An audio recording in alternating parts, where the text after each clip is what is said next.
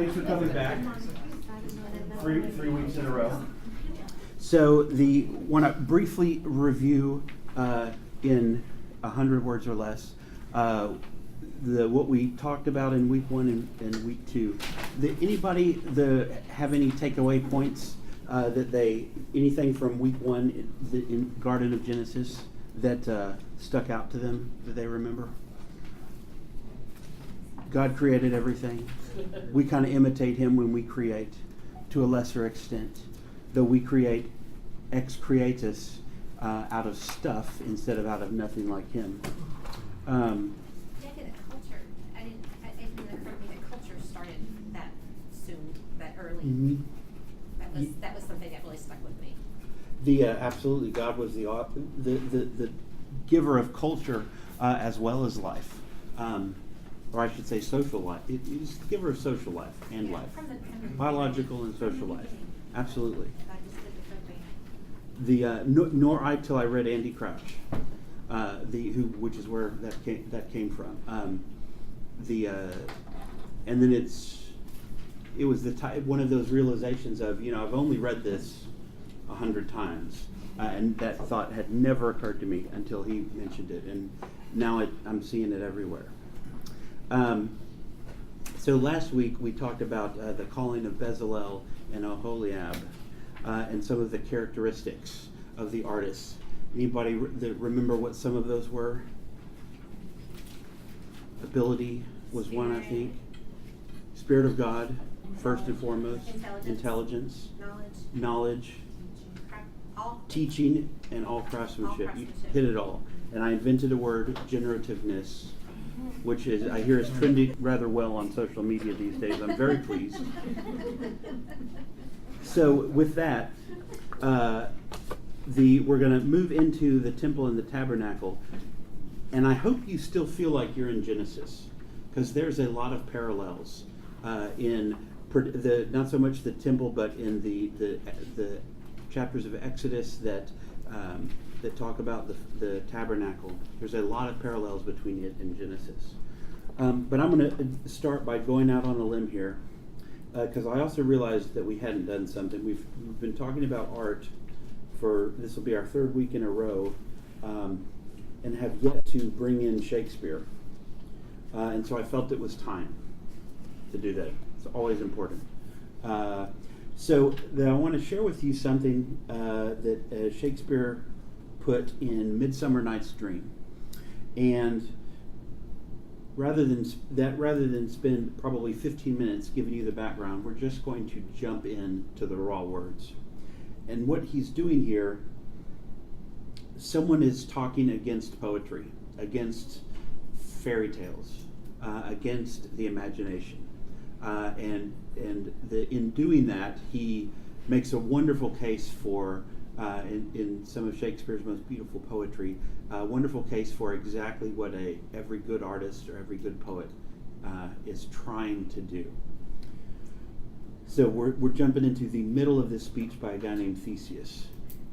The poet's eye, in fine frenzy rolling, doth glance from heaven to earth, from earth to heaven, and as imagination bodies forth the form of things unknown, the poet's pen turns them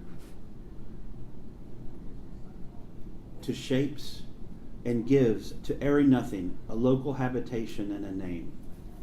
Such tricks hath strong imagination, that if it would but apprehend some joy, it comprehends some bringer of that joy. And there it is, for your viewing enjoyment.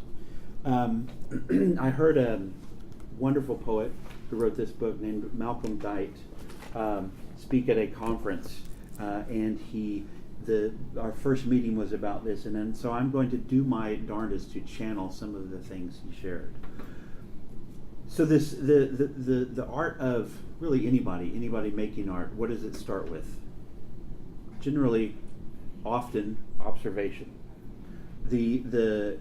In this case, active observation, looking at heaven and coming down to earth, or looking at earth and going up to heaven. In this case, heaven and earth can stand for a number of things. They can stand for, the earth could be the visible, the tangible, the here, the things you can see, taste, touch or sense or smell. Earth is the heaven would be those invisible qualities, the suggestions of things. To use Shakespeare's language, those things that we can just apprehend barely. We can get a couple of fingers on when we reach out to grab it. Whereas earth seems to hold those things which we can comprehend, which we can get our minds completely around. And what does good poetry do, or good art? It takes these airy nothings and gives them and solidifies them. It gives them a page number in a book, or a title to a painting, a play, a sculpture. It turns them into something concrete. Anything else jump out at you guys from this passage about what you think? I want you to think of it in terms of what you do as an artist. Can you relate to any of this? Imagination. How do we get so I think Shakespeare is suggesting here the link of the artist between heaven and between earth, from apprehending to comprehending, that only can be accomplished through our imagination. We can't reason fully between those two things. There's a path. There's a hole in the path of reason. The reason will only take us so far. And he does something amazing with this. He takes this and then he introduced the beginning chapter of John, the Gospel of John, John chapter 1. It starts out, in the beginning was the Word, and the Word was with God, and the Word was God. He was in the beginning with God, and through him all things were made, and without him no thing was made that was made. Anybody remember that? What happens? In him was the life, and that life was the light of men, and the light shines in the darkness, but the darkness has not understood it. Or another translation says, and the darkness has not overcome it. And what happens as we go down in that passage? What happens to that light, or the word? I know this is like a test because you can't not look. I haven't given you enough time to look at your Bibles, so this is like a verbal quiz. It's a pop quiz. A pop quiz. The word becomes flesh and dwelt among us. The word that was in the beginning, that is the fount and wellspring of all things.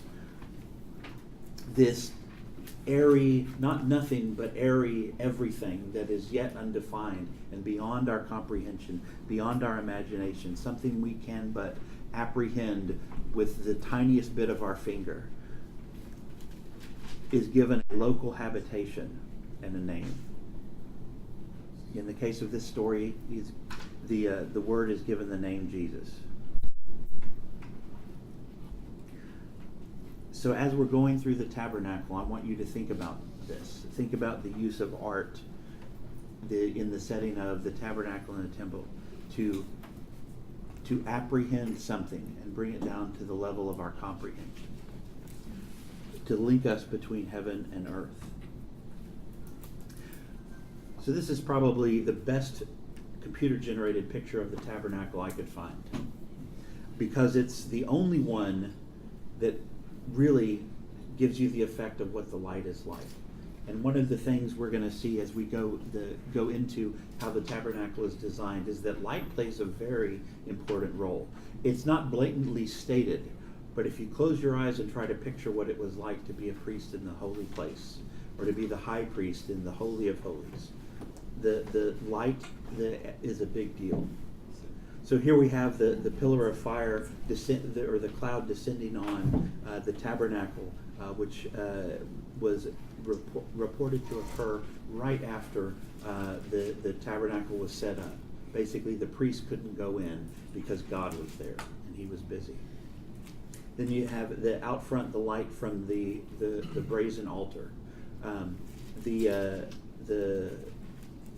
shining the darkness being the first thing you see when you walk into the outer court. So what was the purpose of the tabernacle? In one sentence or less. The place of worship. Place of worship. Very good. What else? It was that, and it was also Very good. the law, the tablets of the law in the ark. Absolutely. So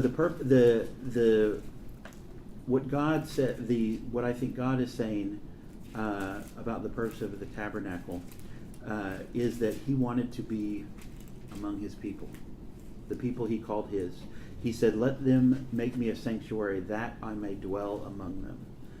Now, God, in this picture, God is envisioned by the computer artist as descending from on high. So He was there, He came down, but He was coming down. He was not. This is not something that could completely contain Him. This was not His normal and local habitation. This was not His normal and regular habitation. It was His local habitation when He was with His people. So God says, "Let them make me a sanctuary that I may dwell among them." And if we skip ahead to the temple, when Solomon is basically opening the temple, he says in the big ceremony, "The heavens, the highest heavens, cannot contain you. How much less this temple I have built?" And so immediately there is this paradox that comes up in the stuff of a temple. How can a building of any size contain the infinite God? How can anything contain that which made it? So there's a couple of other paradoxes that come up. This is basically the same paradox that Christ is: infinite God in a confined space, immortal God in a human, frail body. So in the tabernacle, God dwells among His people, but access is still restricted. To me, that's another paradox, and a bit odd. Like, God comes all the way down. If it was measured in miles, I'm sure it would be the many light years from the edge of the universe to here. And yet nobody gets in to see Him directly, but once a year on one day, and only one person. And yet He's right there. You could throw a rock from one side of the outer courtyard to the other side of it, and yet you can't go in there. So God is there, and yet access is restricted because He is holy. Who could enter the holy tabernacle? Psalm 15 says, "Only he whose walk is blameless." Going back to John 14, when He says, "The Word became flesh and made His dwelling among us," the word "dwelling" essentially translates it's the Greek word for tabernacle. So Christ tabernacled with us, is what that says. So where did the plans from the tabernacle come from? God gave it to Moses. Only Moses was able to see the complete pattern. What we have in the Old Testament is not complete. Like Keith brought up, it's what God thought we needed to know about it. But you couldn't build an exact copy of what Moses built with the instructions we're given. So reconstruction is impossible for a couple of reasons. Some essential items, according to one source, are omitted. Last week we talked about even within between cultures, cubit was defined differently. So a cubit is essentially the point of your elbow to the tip of your middle finger. But even amongst the Israelites, a cubit was different. And I think Keith, you brought up, well, God could have just made all these artisans and craftspeople to have the same cubit. Entirely possible. Or I wonder if they just used the builder, Bezalel. Oh, the head artist. Yeah, Okay, that's what I do if Bob was giving me orders, I would probably use Defer to Bob's his cubit. measurement. Yeah, I would defer to his measurement. Did we, I might be recollecting wrong, when we had this discussion about not all the information was there, did we come to a conclusion, or maybe we played with the idea that a lot of artists' license was left to be interpreted, or was it, we just think it was all given to Moses, just not all written down? So I think both I think both interpretations are out there, but we absolutely talked about both of them. Okay. So things like when the lampstand is described in Exodus, the measurements aren't given, so we don't know if it was this big or 10 feet tall. Probably wasn't taller than the ceiling, so maybe we have a limit to it, but we don't know. We know that it was designed in after almond blossoms. But how many ways could an artist draw an almond blossom or carve it? Well, yeah. Absolutely. So there is, even in the most detailed written description you could possibly give, I can't find a way to get this built without some of the artists using their artistic freedom to do some designs. Because I remember that discussion, but then you made a comment about Moses. You know, it was given to Moses. He saw the plan, but it's not all written down, and so I was like, so I just wanted to, Right. I just wanted to clarify. No, I think both are out there, and Okay. but even so, Moses had the exact plan. Let's say he had it down to the millimeter, the millicubit. He was not the builder. He was not the craftsman. He was not the artisan. So no matter how precise it was in his mind, think about that. How do I teach you, describe in words, to build a 3D object?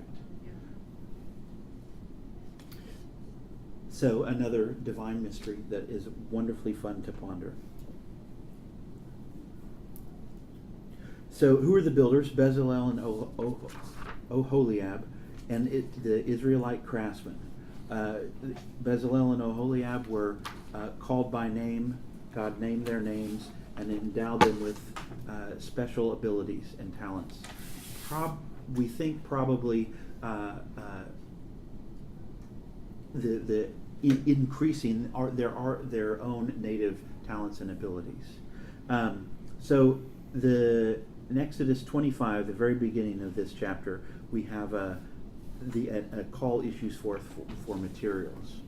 And so we get our first glimpse of what the tabernacle is kind of supposed to be about by the way God commands that the materials be collected. Anybody remember what that was? Got cedars from Lebanon. I mean, they worked with other. So I think so. Yeah, for the temple, absolutely right. For the tabernacle, Oh, that was. absolutely, it was a love offering. The verse 25, the Exodus 25 verses 1 and 2. The Lord spoke to Moses, "Tell the Israelites to take an offering for me. You are to take my offering from everyone who is willing to give." Or my more favorite translation says, "Everyone whose heart moves him." And that's how they paid for the building of it. I think that's where the raw materials actually raw came from. People materials gave their came gold, from. Okay. and their gold was melted down. Got They it. gave fabric, and the fabric was woven into the Made the curtains. curtains. Yes. Okay. And so again, going back to that paradox of God is right there in our midst, but we can't touch it. We can't get in there. We can't see him face to face. And yet, all the stuff that he's sort of sitting in, you know, I've heard the ark, the mercy seat, the covering on the ark described or named as God's footstool, and the ark itself as his throne, or at least his heavenly court. So it was this common stuff that these people had, that they had in their, you know, in their tents and in their possessions, that became this holy object who, to touch it without license from God meant you died. So briefly, just so, because I'm a very visual person, I need visual things to get me through. So we're going to run through a brief description just so everybody gets kind of on the same page and has the same tabernacle or so pictured in their minds. So this is a layout. 10 cubits is about 15 feet, give or take. So you had an entrance facing east. That way. The facing east, 20 cubits wide, covered in not covered, but with a big, basically curtain that was the same material that rimmed the tabernacle itself. So you already, even though you're way out here in the outer court, you're in the entrance, there's a link between and the tabernacle. Get the password.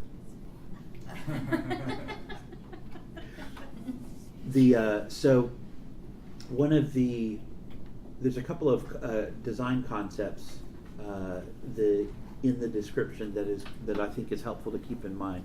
So as we go from outer to inner, we're going from basically less holy to more holy. And as we do that, we get clues like all the stuff in the courtyard is made of bronze. As we go into the holy place, we see silver. As we're in the Holy of Holies, we see nothing but gold. And so keep that in mind as we're going through this. So we have a big old rectangle that's essentially 2 cubits of 50 and 50. In the first cubit by the entrance, we've got the altar of the burnt offering, which is acacia wood. They made a lot of use of acacia wood. I don't use much of that, but they did. The overlaid with bronze. Later we're going to see it being the overlaid with gold. So each morning and evening a lamb was offered called a meal offering and also a wine offering on this altar.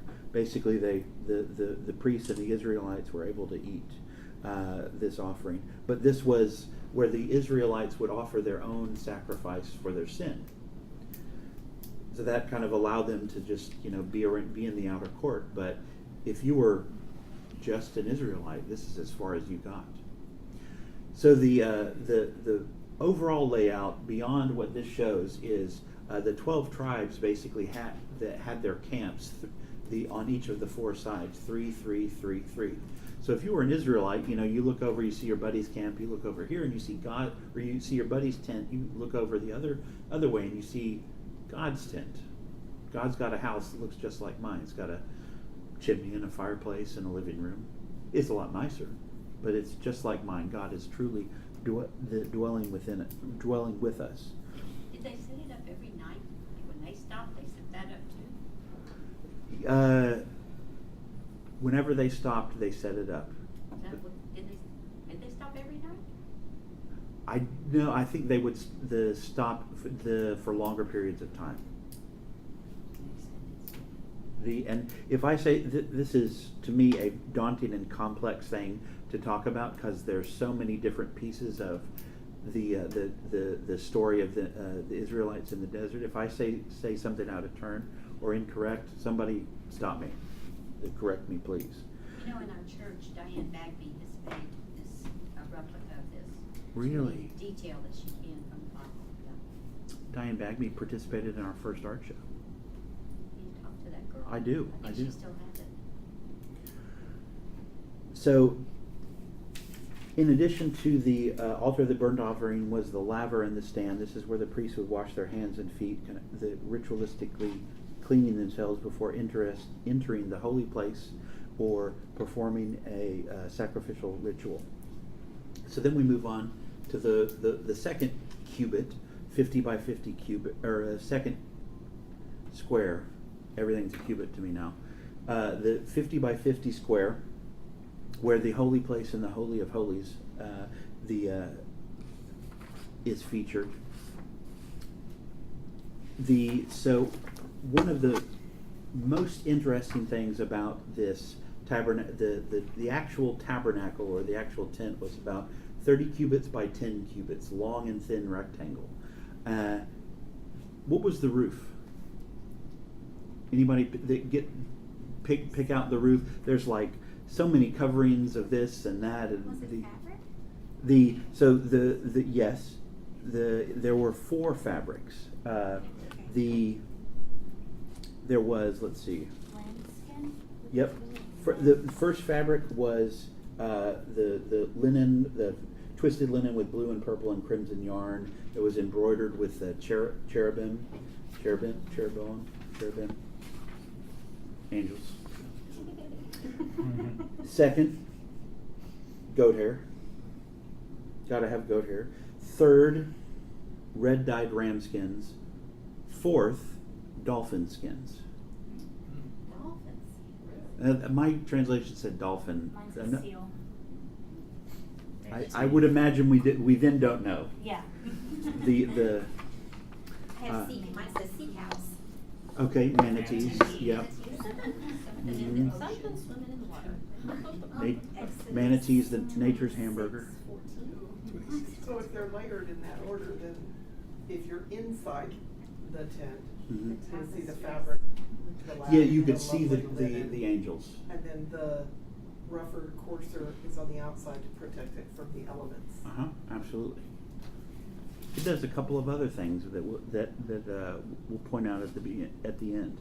Let's finish our design. So in the holy place, the outer sanctum, we've got a couple things. We've got the lampstand or the menorah, and we don't have the measurements for that. We've got the table whose simple purpose was to hold the bread, the bread of the presence. Now these things are starting to get the silvery and goldy. So we have the table of the showbread is acacia wood overlaid with pure gold, crowned with molding. It's about 3 feet long, 3 feet tall, and 1.5 foot wide. The priest would bake fresh, unleavened bread, loaves of bread, 12 of them, one for each tribe. They would bake them on the 6th day, and on the Sabbath day they would eat the old bread and replace it with the new. The point of this was reminding them that God provided. God was their providence. Ever since we spent so much time in looking at the curses in the Garden of Eden, every time bread comes up in the Bible, I go back to the curse of man. Does anybody remember what the curse said about bread? You have to work for it. You got to work for it. So that was part of the curse, and yet here God is coming in with a blessing, saying, "I am the provider of the true bread." And then we see this again, this I guess redemption number 1 of bread. And then we see it coming to full completion in Christ when He gives us communion.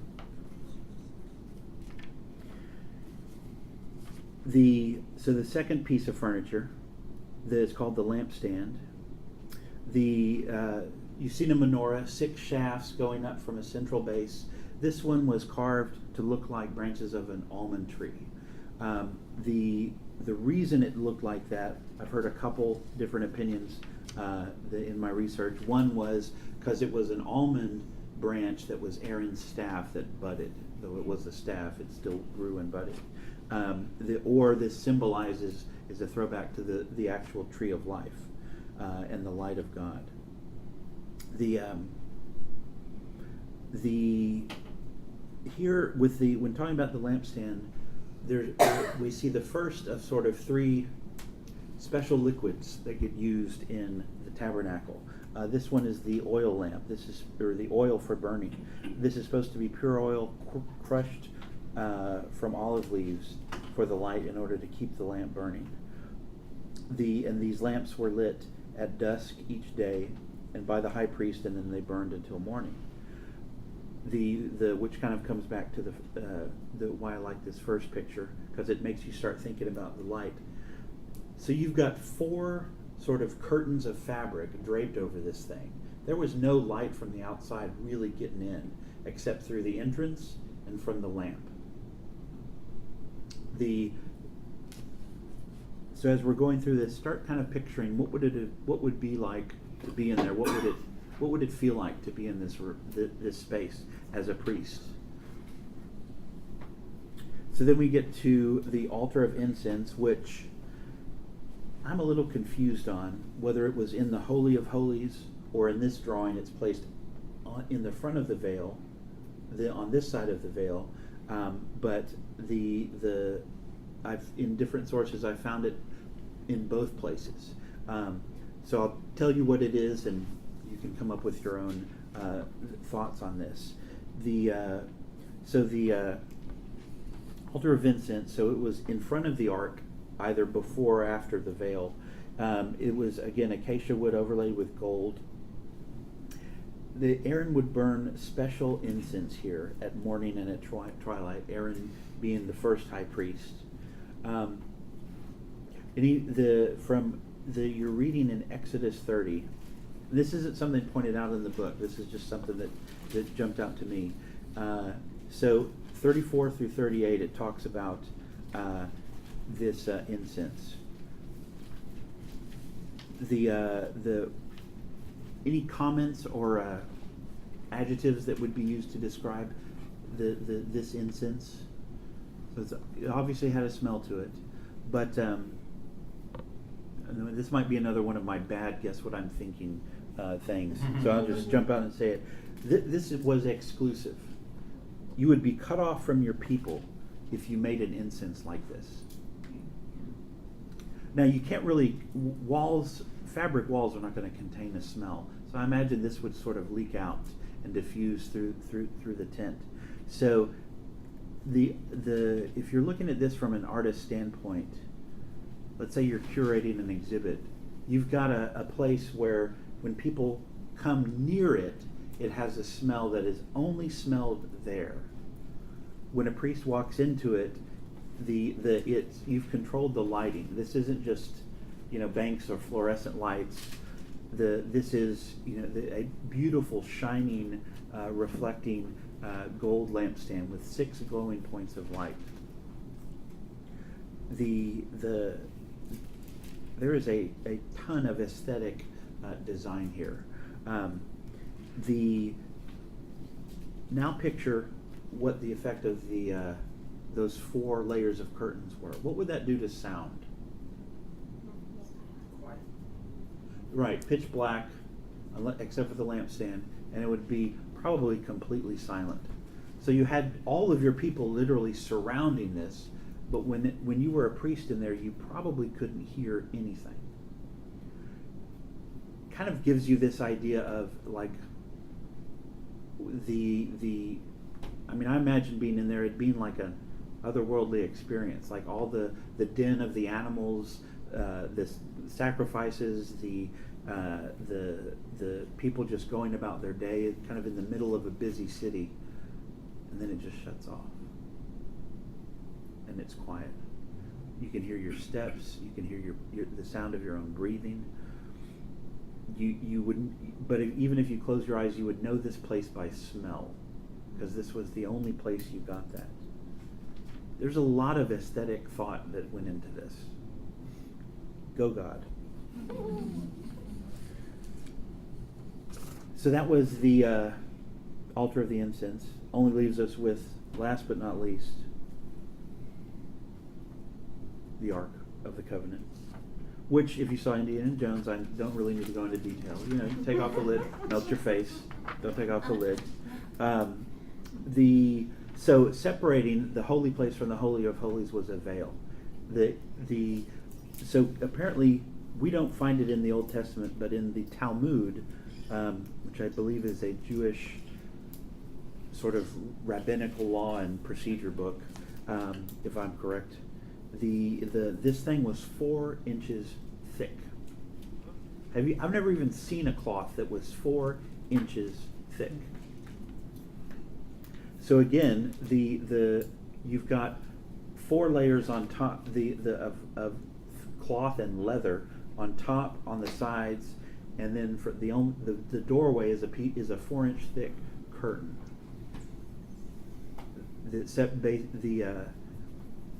What is this? Does this do anything for you when you think about what happened on the day Christ died? No one could have torn a 4-inch veil. Can you imagine being the first priest on the scene? Like you see a veil torn in a way that could only suggest top to bottom tearing. it would blow my mind. So the ark itself was a tiny thing. It was 4 feet long, 2 feet tall, 2 feet wide. It was wood overlaid with gold inside and out, gold molding all around it. The top was pure gold, the mercy seat. On top of it sat 2 angels with their wings facing each other. As you can see way up here, it's a little tiny awful copy of what was most likely incredibly gorgeous and beautiful. We're given so much detail in the Old Testament. Their eyes faced down. And what was in between them? Anybody got that? So the mercy seat was what they sat on. So you've got them facing each other like this with their wings out. Their heads are down. What's sort of in between their heads? Nothing. That's where the voice of God spoke to Moses. But there was nothing there because there's nothing on this side of creation that could ever represent the majesty of God. I guess an artist would call that negative space. For all this prep, all this circumstance, all this adornment, and then you get to the boom, like you're in the room, and for God there is nothing. There's no little statuette, as all the pagan temples in this time would have had. There's no mask.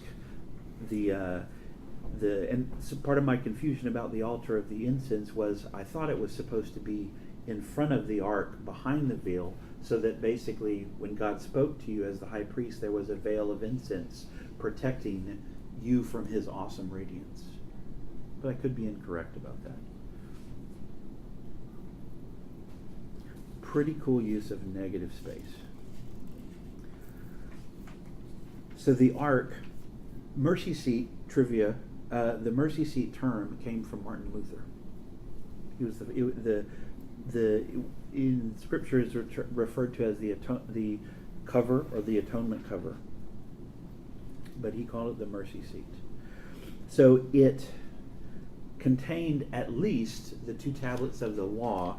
In Hebrews 9:4, it actually says it contained an urn of manna and Aaron's rod. But all that I can get out of Exodus is that it just contained the tablets. And so I don't know what to make of that. Don't know if it was different when it was the temple versus when it was the tabernacle, because a lot of things and commotion happened in between those. But looking at both of those, how could they both be right? Well, if you say this contains the tablets, that statement is always correct, even if you omit the other things that it's containing. How long did you say it was? How what? How long? It was just 4 feet, 4 feet long. So if Aaron's rod was in there, That's what I was he was thinking. even awfully short. Well, they broke it in 2. Yeah, that's a good point. That You know, was the first thing I people thought when you said Yeah. Aaron's rod. I'm like, it People won't were smaller fit. back This is true. Maybe it was more like a cane. That's a great thought. People were shorter then. Yeah. I don't think they were 4 feet though. Those were hobbits.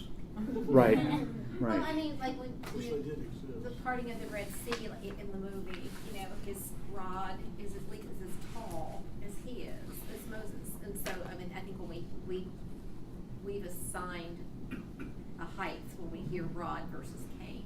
No, right. So, but that's a good. But if you think about it, everybody thinks that Napoleon was short for his age, but he was perfectly normal for that period of time. So he was 5'1". I didn't know Which was really that. the average height. The only reason that we think he was so short was the English put out propaganda about how tiny he was. Huh.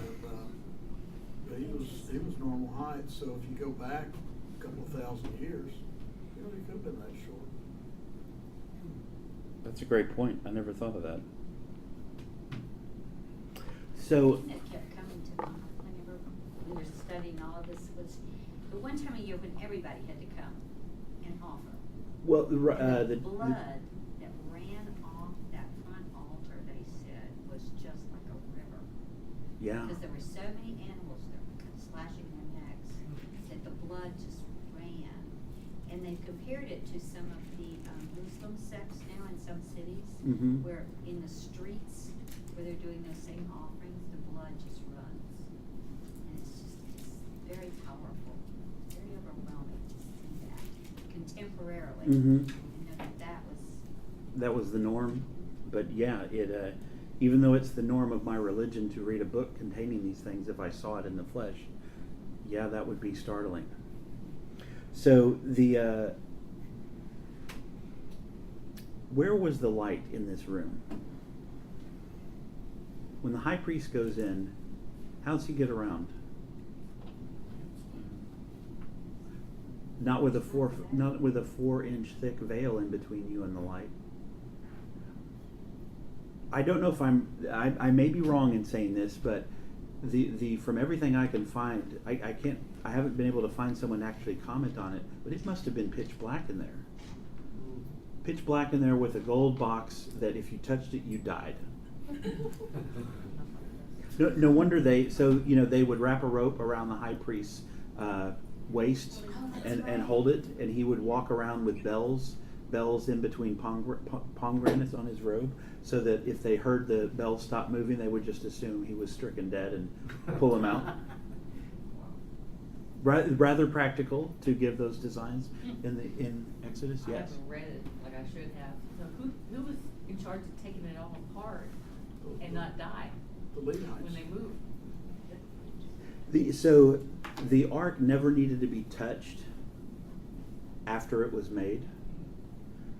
Because it had so all of these devices had rings on them, so long wooden rods could be threaded through them. You can kind of see that in some of these small pictures, and so they could be picked up without being But touched. just the part of the tabernacle, the holy of holies area with the veil and the fabrics and all that, take it apart. That's a great question. Never The- thought of that until just now. Or let's say you're the goldsmith making the ark. So at some point in you're making something that kills you instantly. Right. So how do you make that? Yeah. But when it's just gold in the people's hands, it wasn't deadly. Right. There's some interesting practical ramifications to this. You know, that picture that Indiana Jones showed the two guys from the government, Yeah. that was a very good rendition of what the ark would have looked like. They were I'll have to pull that up. Carrying it in front of the army.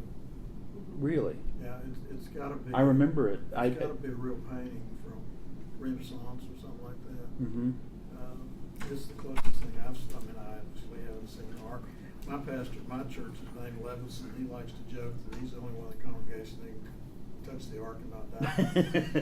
Yeah. Well, it probably, the goldsmith was probably making it, but then it wasn't deadly until at some point when it was consecrated or God first resided over it in it. Maybe so. Right, because there was an anointing. Right. There's a whole recipe for anointing oil. Right. So now that we have sort of the lay of the land for the tabernacle, the Veith kind of does some interesting things with the art. He sort of breaks it up into these three categories of abstract art, representational art, and symbolic art. The earlier today, Natalie and I were talking. I really think he just kind of made up these, picked three categories that he thought kind of summed up art. I don't necessarily agree with all of how he broke things up, but I think each thing is worth talking about. Do y'all know what I mean? Some of the things he says are abstract, don't fit his definition of abstract. They fit his definition of symbolic, and so on.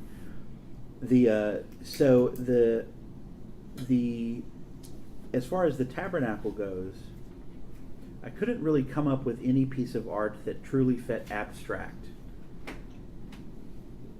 Which he says art that represents nothing outside of itself is how he defines that. Using that definition, can you think of anything, any part of the description that fits that category? in the tabernacle. There's something that he talks about It's all in the functional. temple. Yeah, that's what I got. It's all functional and symbolic. The He's talking straight formal, and his definition is straight formalism. I mean, abstract. Abstract, Yes, yeah. absolutely. Yeah, but if you take off all of the ornaments of everything, you're still left with a color and a line and a shape, which in some ways is like the foundation of an abstract. Hmm. In some ways.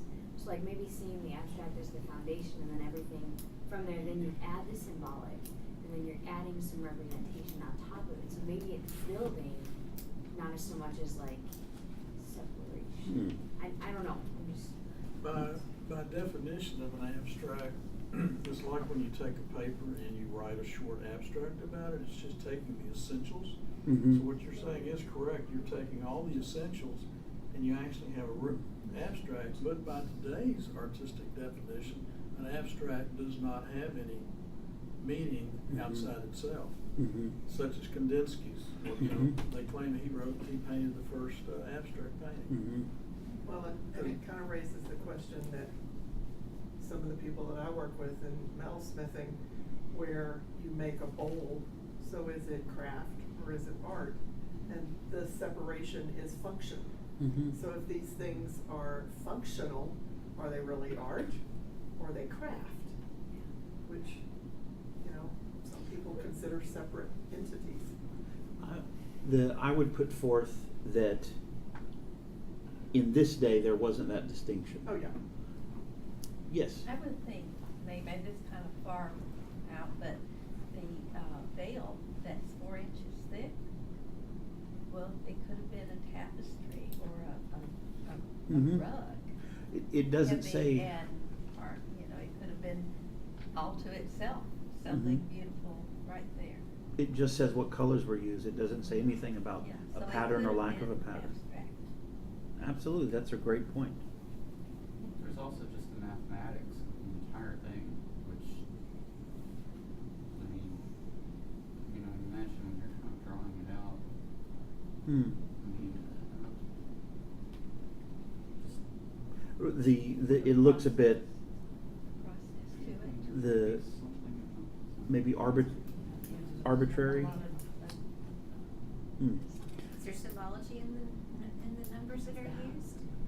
I would imagine there are, but but I don't know it. It's okay to say you don't know. I was just curious. It's, there's a lot of order in the design. And there's a few things that are out of order, which is interesting, which are probably abstract. Hmm. Which the arc itself, it's 2.5 by 1. So it's a rectangle, just like the whole field. But everything else is, it's by, you see it goes from 5 to 10 to 20. So it's not really, Everything else is a whole it number. makes sense. Yeah. I don't know why of the measurements, but everything makes sense. It's not just it's not abstract. Hmm. There has to be a lot of planning for that. Which, if you look at the Romans or the Greeks, their orders are similar, which is very interesting. For example, you have a 2-foot column, and then why does it look beautiful? Well, because there's a certain order to it. We have a 2-foot column, and why does it look good in a 4-foot wall? Mhm. Because 2 of those columns make a 4-foot wall. So that's why it looks beautiful. So it's interesting. It's very interesting. Hmm. So let's talk about the representational art using his categories. So Schaeffer, the author of Art in the Bible, says that the tabernacle contained almost every form of representational art that men have ever known. Let's see if we can find a few. So we already talked about the lampstand with their almond blossoms. We found some the cherubim in the tapestries and in the Holy of Holies and on the mercy seat.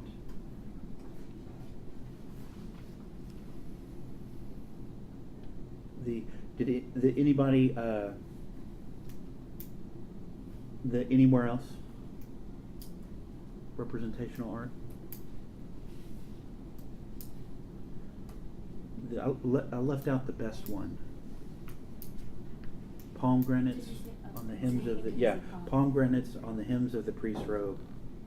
So I love what our authors picked out about those pomegranates, because in Scripture they're described as being blue, purple, and scarlet. And they our authors point out that blue pomegranates do not actually occur in nature, or at least in any pomegranate we know of. Scarlet? He said he could see scarlet probably. Probably in purple for sure, but blue not so much. He takes it to mean that there is freedom to make something which gets its impetus from nature but can be different from it too. And this can be brought into the very presence of God, because where was this? It was on the high priest's robe. I don't know. Is it if a purple pomegranate is nonfiction, is it a blue pomegranate like fiction, sci-fi, fantasy? Maybe there wasn't a Do the colors pomegranate. blue and purple mean something significant for the priest? I would imagine they do, but I don't know what that is. Yeah. Well, I would the imagine. Purple Well, always purple does. signified Yeah, royalty. and I mean, it was a very, very, very expensive and limited dye that you Mhm. got from a mollusk that had, like you go down to Galveston, you can see those little, there's a little bit of dye on the water from some of the shellfish, and it was basically that, you had to kill Mm. the little mollusk to get the dye. It was very, very expensive. And it came in shades of purple to red, depending on how it was processed or how much it was. Maybe So, like in the New Testament, when they talk about the lady who was the merchant of purple, yeah, she was rich. Hmm. So they were trying to do the red then, they just. Yeah, and it's possible the blue could be a shade of that purple. Hmm. Maybe, I don't know. Or there might have been a pomegranate at that time that was blue. Absolutely. Nobody knew that black swans existed until Australia was found by Based colored with the dye. Europeans. Yeah, all they had to do is go look over on Woodwagon or something at the hotel. Linda, you were going to say something. Well, actually, I was just gonna, I need a visual here. Do you know exactly, I don't know, where was the tabernacle constructed? Where? I mean, it was while they were wandering in the wilderness for the 40 years, so it would be built and taken down. Okay, that's, I mean. You mean the temple or the tabernacle? Okay, the tabernacle is everything. That's up there. Yes. Okay. Portable structure. Okay, now it looks, I'm sorry, I meant to take a minute more. It looks like they did go along the Gulf of the Suez Gulf. In other words, you have seals.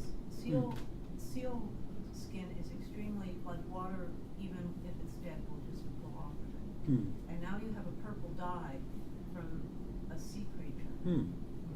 So I was just thinking if they were where it was constructed, because if it's constructed inland, then somehow they had to do some negotiating to Yeah. get those supplies. Those sea cows, Mhm. which were actually dungongs, I think they're called, they're Mhm. related to manatees. Okay. They lived in the Red Sea. So they would have had to have access. These guys were 11 feet long. Oh wow. Yeah, they were big. Hmm. So, but in 40, in Exodus, Mm-hmm. the Lord's instructions were for Moses to set up the tabernacle.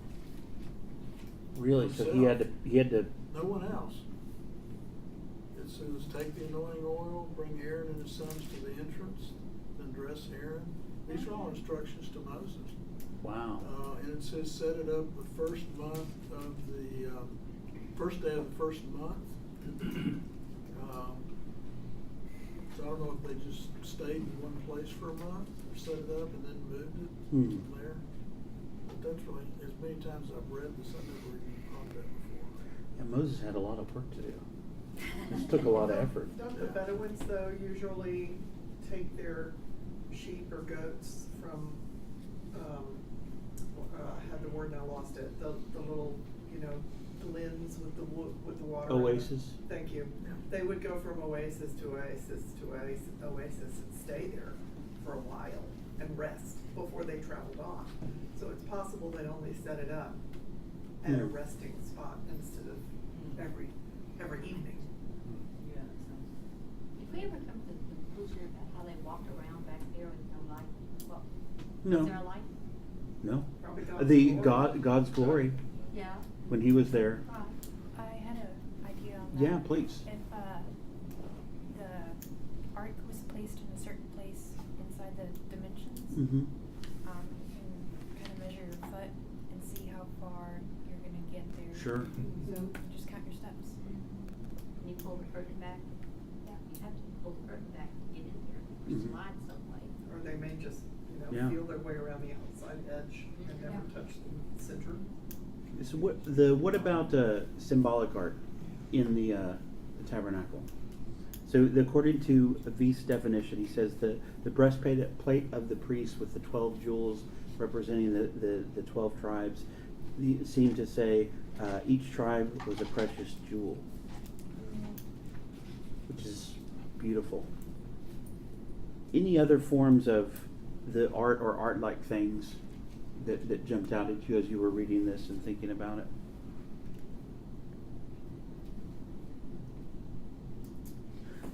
So as beautiful as this is, who was the audience? Who saw this? No one except for the high priest. Right, in the Holy of Holies, only the high priest, only once a year, in the dark. The holy place, pretty much only the priests and the Levites. I have an interesting thought on that. Yes. To me, that okay.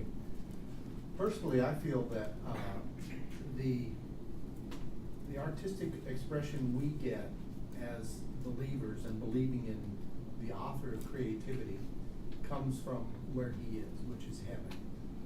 That he gives us what he embodies, you know, in heaven in a form that we can experience a part of that.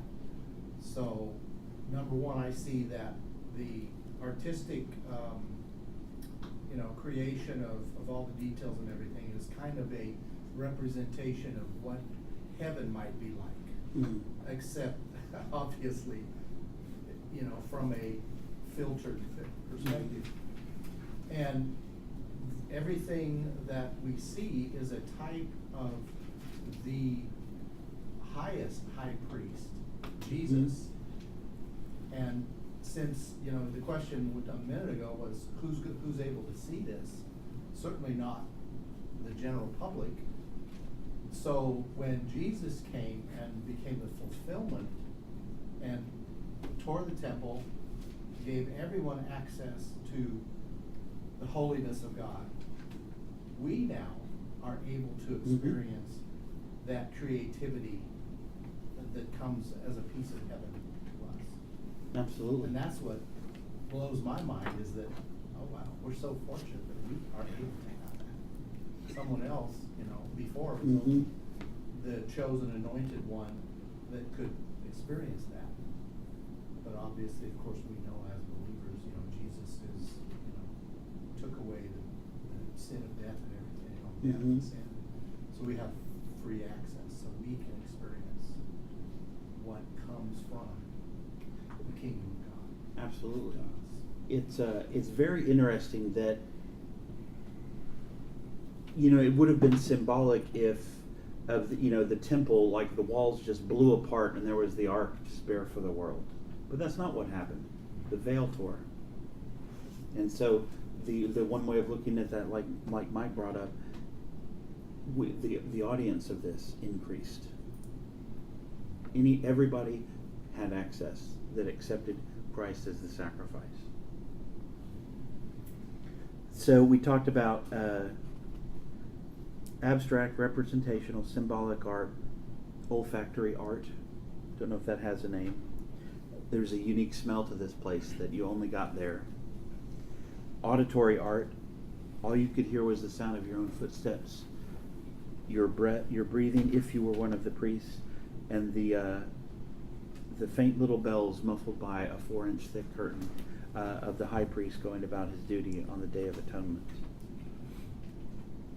The place was lit intentionally by the lampstand and only the lampstand.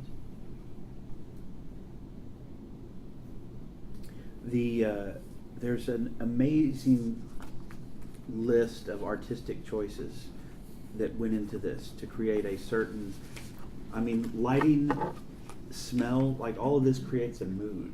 The sound, and it has to be a mood of reference. You were not on Earth anymore. You were in an otherworldly place.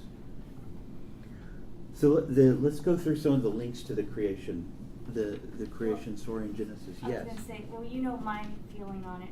The whole thing itself was totally a piece of conceptual art. The whole thing. That's You what have to elaborate on that. Well. So for those of us not in the know, define conceptual art. It's 3-dimensional art that's site-specific, and it's meant to transform a space. It's my favorite form of art. That's a good And point. so that's what this was. It transformed the light, the sound, your perception, what every movement you made, all of it was taken into consideration. The closest thought to conceptual art is a theater-based concept. It's setting up a performance, it's setting up a space. But the reason it wasn't performance art or anything is because it was site-specific within an interior. So. That'd be like, who's that guy, Krista, is his guy's name, that Mm-hmm. does those curtains Uh-huh. and stuff all around the world? Yeah. that He's was- into curtains. He'd eat this up. Yeah. He lived a long time, he never died, he built the ark. Yeah, It was that's pink. good. I'd buy that. I absolutely adore it. That's my favorite form of art, so I never linked the two before this book, and that totally gets me excited. Mhm. Quite perceptive. Yeah, that's great. So the section of the Torah that contains the instructions in Exodus for the building of the tabernacle comprises exactly 6 literary units that are started with the phrase "the Lord spoke" or "said" to Moses. What's the 7th section talk about? I didn't ask you to read it, so only if you looked ahead. I'll give you a hint. It's similar to the 7th in Genesis. Sabbath.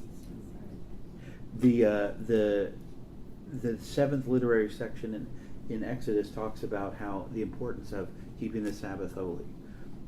7th day was the Sabbath in creation. So there's several phrases used throughout Exodus that mirror phrases used in Genesis. There's the inspection of the work. There's the completion of the completion of the work at different phases. There's the statement that God had finished working or that Moses had finished working. And then at the very end, God in Genesis and Moses in Exodus pronounces a blessing. Also, Keith, you brought up the tabernacle was erected on the first day of the first month, which is very significant for creation or the new year. This was also the day in Genesis when the floodwaters began to dry.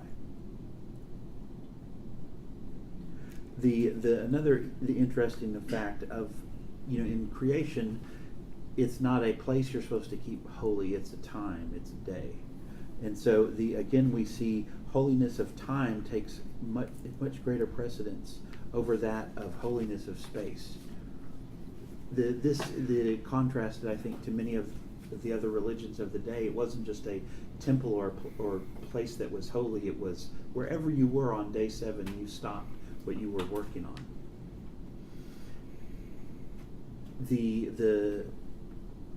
I don't know, that observation, I've never thought of time being something as holy, but that's exactly what the concept of the Sabbath is about. So, any other thoughts before we move on to the temple, which repeats a lot of the details, so we're not going to get into the ark and stuff. Yes, Linda? There is something that you're missing. All right. At the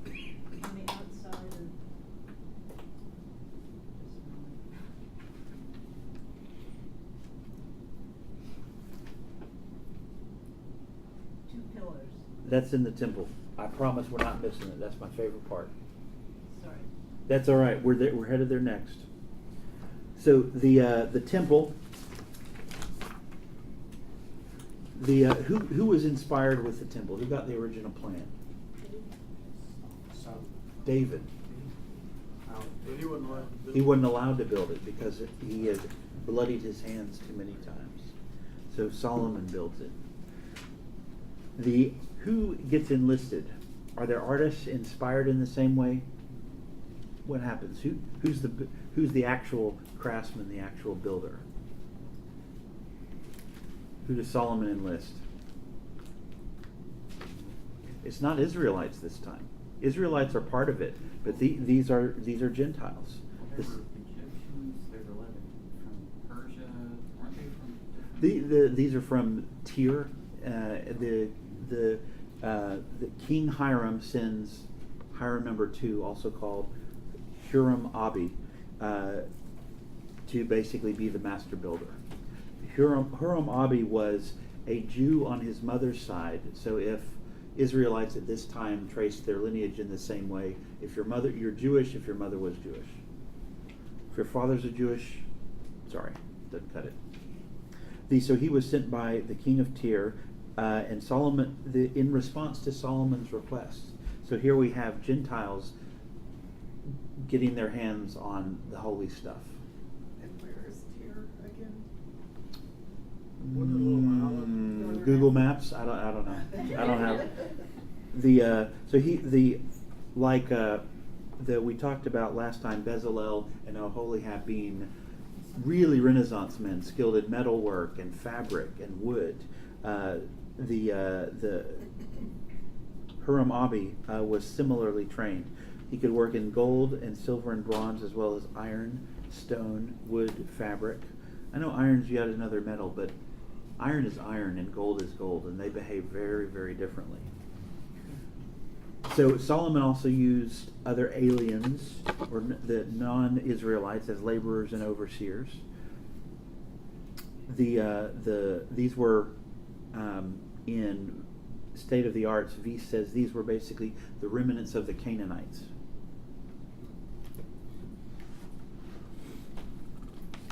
So the materials came from a little bit of everywhere. You got the cedar and the cypress wood from Tyre. The King Hiram delivered that. Lots of precious metals, lots of stones. Okay, then that's probably Lebanon, because they have cedar. They're like the cedar That's capital of the world. what my translation says. Mhm. It says The- they were floated down from Lebanon. Yeah. Okay. So little priest garment for you on the side because I had Oh, space wow. there. This is basically an old postcard drawing of one interpretation of the temple. You've got the laver being held up by the 12 bronze bulls. You've got the beautifully detailed water carts there in the back. Those odd-looking things. You've got the brazen altar smoking on the right side of your screen, left side of your screen. So let's just dive into I want to go through this in the time that we have left. Just instead of talking about the design, here is the temple. It's a little bigger. You've got the altar, the court with the pillars, the holy place with the altar of incense here, tables of showbread, many lampstands, veil, ark, and the holy of holies. So the overall layout's basically the same as the tabernacle, which is why I wanted us to spend some time there. So let's talk about these pillars. Linda, start us off. Well, in the book, this is sort of, I think that maybe it's not accurate what he's saying in the book, that it was just done for beauty's sake. In the Middle East, I have not studied this, so what I'm saying, actually, I got information from someone else, and I was kind of disturbed that there was no purpose for it. And in the Middle East, they have, you can call them pillars or stelas, either way. The stelas a lot of times are used for occult practices, but a pillar goes back and forth. I mean, the wording can go back and forth. And they're a connection with the heavenlies, which means it can be a connection with God's heavenly, or it can be a different connection there. And it would be, as I consider it, I really believe that everything is what it says. If it's a connection with the heavenlies, then mysteriously it is a connection with the heavenlies. Continuously, they're mentioning the high places, the high places, the high places. That a lot of occult practices were on the high places. They were torn down, they were not torn down. And sometimes there would be worship of God on the high places. In a battle, the Israelites won the battle in the valley, and God said, "Show them that I'm a God in the high places." So they won the battle on the top, in the high places. So you're dealing with not just something that's attractive or beautiful, but that actually has a purpose of connecting with the heavenlies. What that means to me is you're connecting to the unseen that we all experience when we do art, that place between what we present and how it's presented. You can't see the process. You can see your hand happening, but you can't see the process really happening. It's an unseen thing. And so they would be a connection there. Now, it could also be representing as well, or either or something, that it represents perhaps there were actually angels there stationed at the doorway. Not many people see angels. So it could see just some thoughts, a couple of thoughts. Very intriguing observations. I would agree with your disagreement in that our author makes the statement that these are abstract art because they have no purpose other than beauty. He takes the idea that they're not supporting an architectural weight, they're not structural, and say that they have no purpose other than beauty. But these things have names. Jachin, the one was called Jachin, it means he establishes. Another was called Boaz, says he comes in strengths.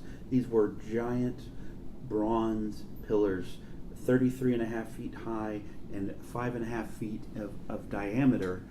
These were imposing things. These were very symbolic of God's strength, I think. And so I don't think we could file them under the abstract heading. I think we could file it under the symbolic art. What do y'all think? What do y'all think as you read that? Now, they were also beautiful, and beauty is part of their purpose. But they.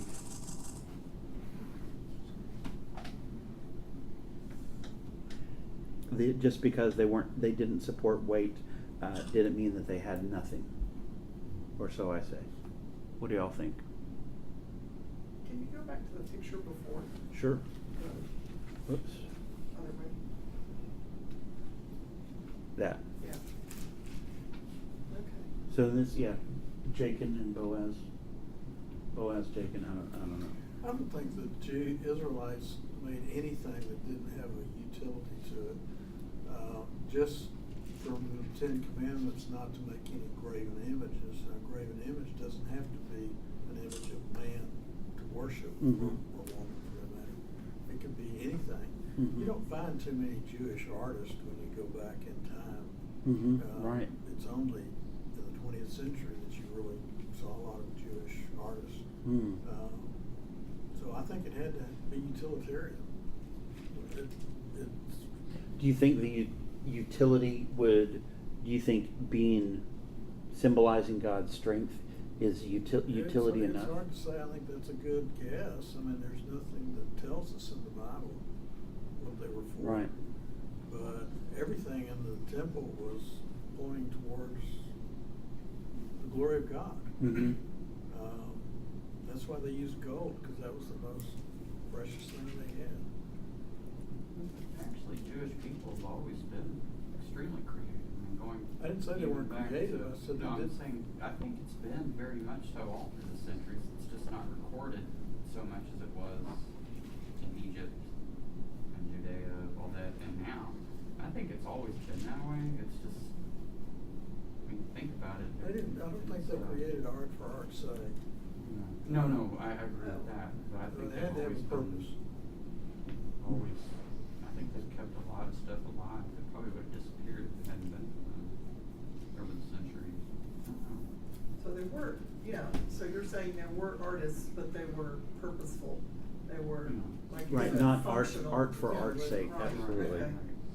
The what about types of representational art? What do we see? We see some more animals and plants added to the menagerie, the holy menagerie. The one of the most decked out items are these water carts. The braces on them were engraved with lions and oxen and palm trees. The water carts obviously had an important purpose, but you know this whole thing could have still been just as beautiful had they not been decked out with such amazing detail. The calves or bulls holding the large brazier in the front. Mhm. When I first saw the image, it made me think of the gilded calf from when they left Egypt. Sure. At first, so I don't know if there's a purpose for that as a remembrance. I think the 12. Chosen It's on 12. purpose. It's 12 bulls. I think 12 here that tribes. probably They were represents all the tribes. participatory.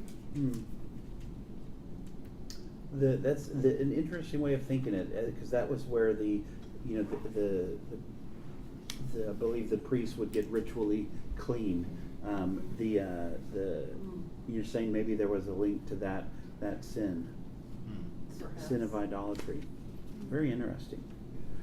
So the one new thing that Solomon gives us in the temple is we have not just 2 cherubims in the Holy of Holies, but we have 4. There's the 2 on the ark that's still designed the same, but then there are these 2 giant gold statues with a 15-foot wingspan coming out. Absolutely gorgeous to picture. The pillars, Jacob and Boaz, were not just standing columns or standing cylinders, but they were decked out with chains and flowers. The tops of them were sort of formed into, were designed to be, I think, lilies, which to me evokes Egyptian, the architectural design. I don't know, this must have been just amazing to see. And if they had chains hanging down from them, it looks like, on the Yeah. picture there. No, absolutely. You could hear sounds from the chains moving, almost Mhm. like a wind chime.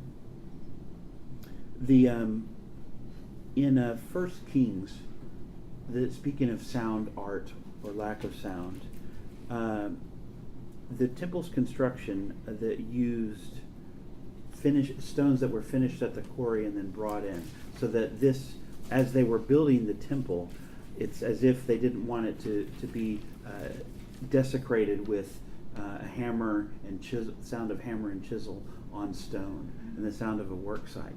It was supposed to be reverently silent, even in the building of it.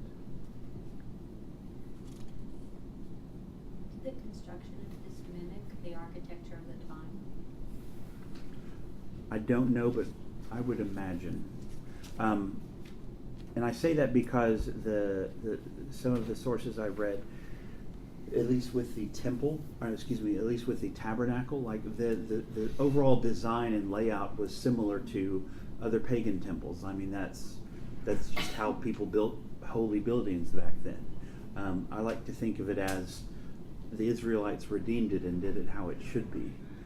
But they were influenced by, the things around them, as we all are. Maybe those little standing things, those 2 guys, those Jacob and Boaz, what did they mean? Were they on other buildings? That's a good What did question. they mean on other buildings? Are they to draw your interest visually into that foyer area? Is it like a? I don't know. I need a map like that at Second Baptist. I can never get around that place. I need a little something to help me figure out where I am. So would somebody read a phrase I want to spend some time with in Exodus 28, verse 2 or verse 40?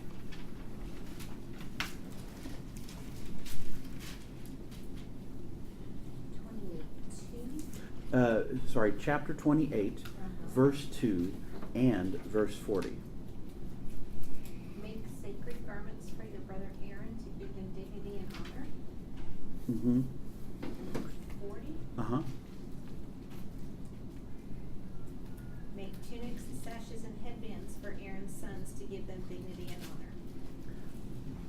So the translations that Veith uses says, make holy garments for your brother Aaron for glory and beauty. Make tunics, sashes, and headbands for Aaron's sons to give them glory and beauty. Maybe it shouldn't strike me as interesting and amazing, but I just find it unusual that I find it wonderful, but I find it unusual that it would be done for just glory and beauty for the priests. Not just to keep their head warm or their pants up, but for glory and beauty. So a guy named Philip Ryken wrote a very excellent commentary on Exodus, really the only commentary on Exodus that I found that really spends time in the calling of Bezalel and the artistic aspects rather than just the symbolic aspects of the temple, tabernacle. It says the Exodus Save for God's Glory is the title of the book, but it's it'll make you feel smart when you buy it because it's like this thick.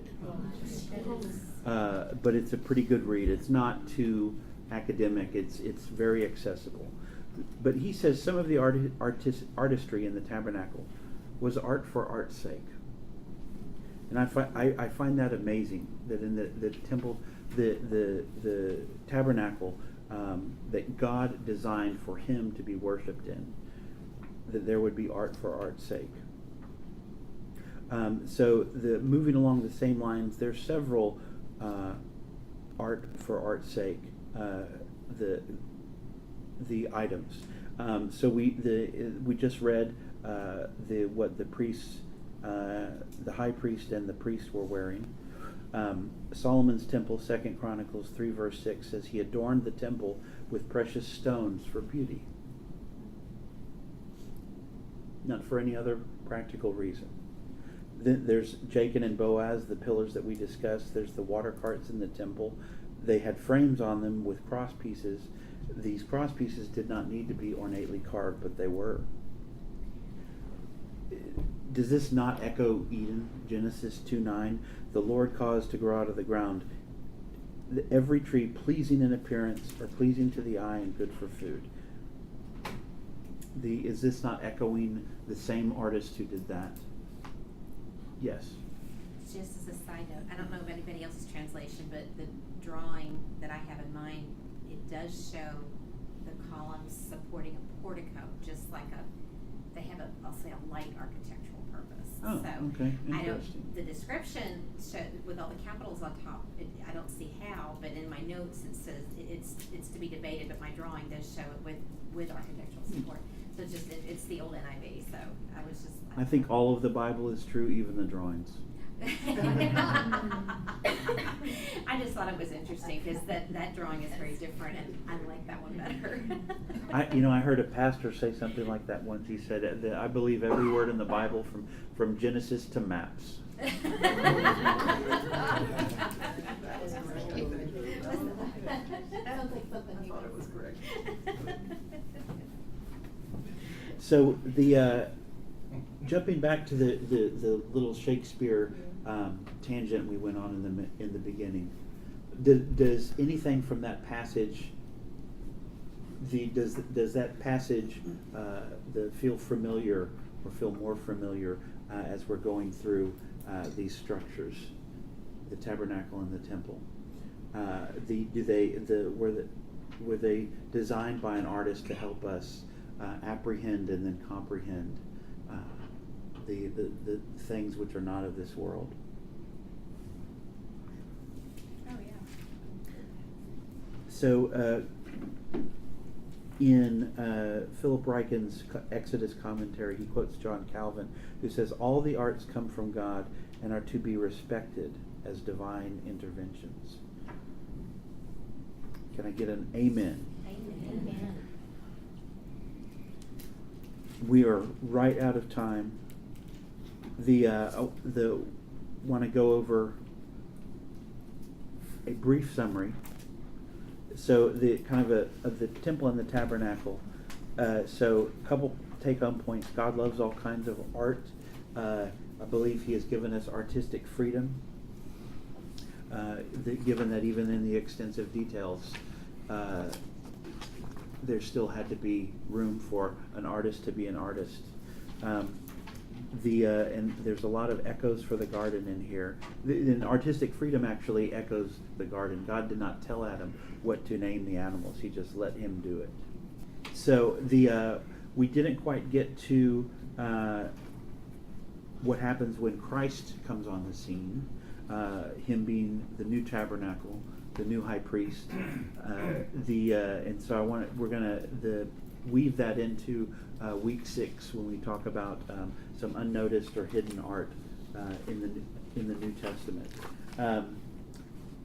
So looking ahead at next week, if anybody shows up, we will finally be talking about the sacred cow, or the unsacred cow, the no graven image, idolatry from Aaron to Judas. And I believe, let's just double check and make sure these pages are correct. Chapter 8. Yep, the idolatry of Aaron. We're in business.